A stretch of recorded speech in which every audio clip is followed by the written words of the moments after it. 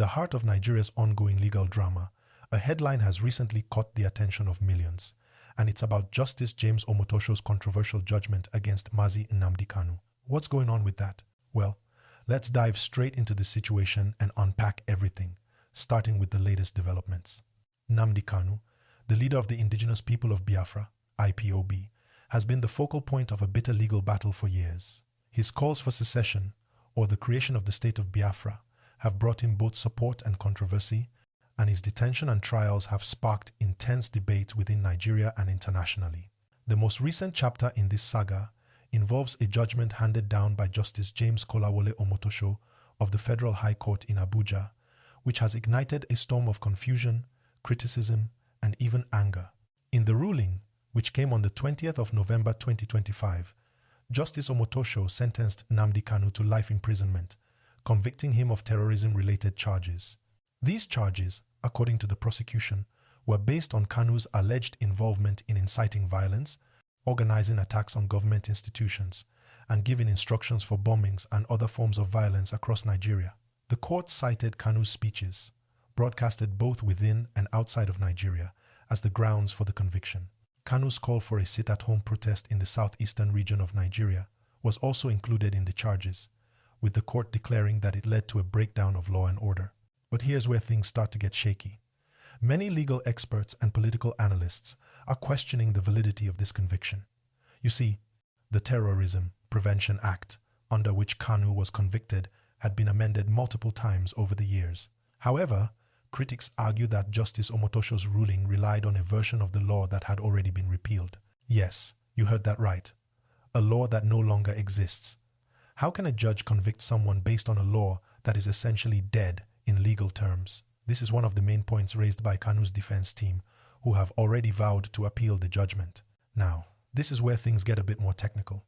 The current legal framework for dealing with terrorism-related cases is the Terrorism Prevention and Prohibition Act, 2022. According to Section 97 of that law, any ongoing trial that was based on the repealed version of the law must be completed under the new legal framework.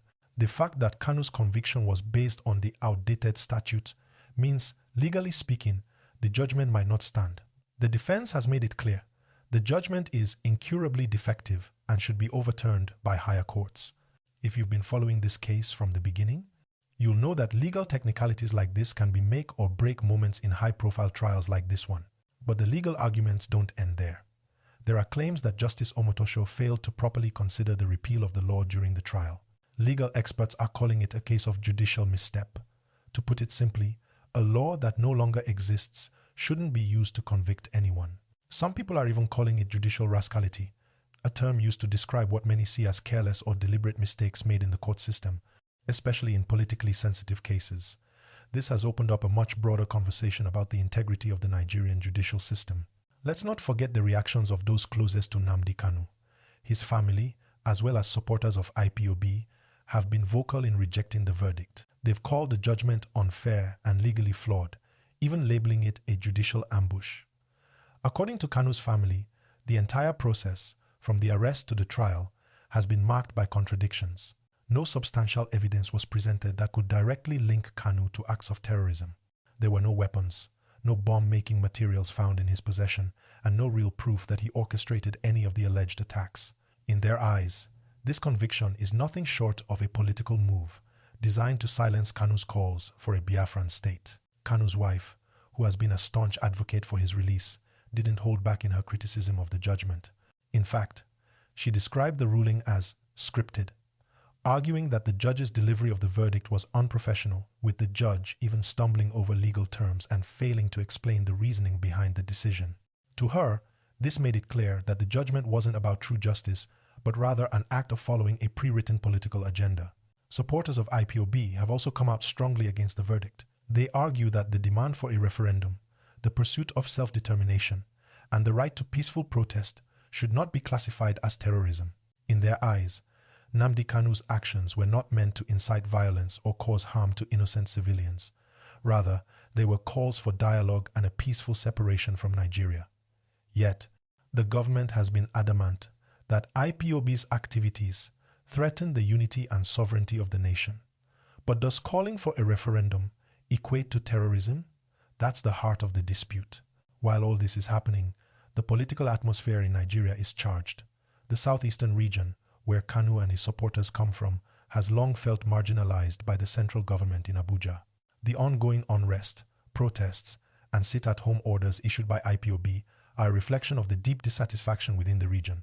The Nigerian government's stance on Kanu's case seems to only deepen this divide. For many, this trial and its outcome feel like a confirmation of the ongoing struggle for equal rights, self-determination, and political representation. If Nnamdi Kanu is the face of this struggle, his conviction is viewed by many as a symbol of the federal government's refusal to listen.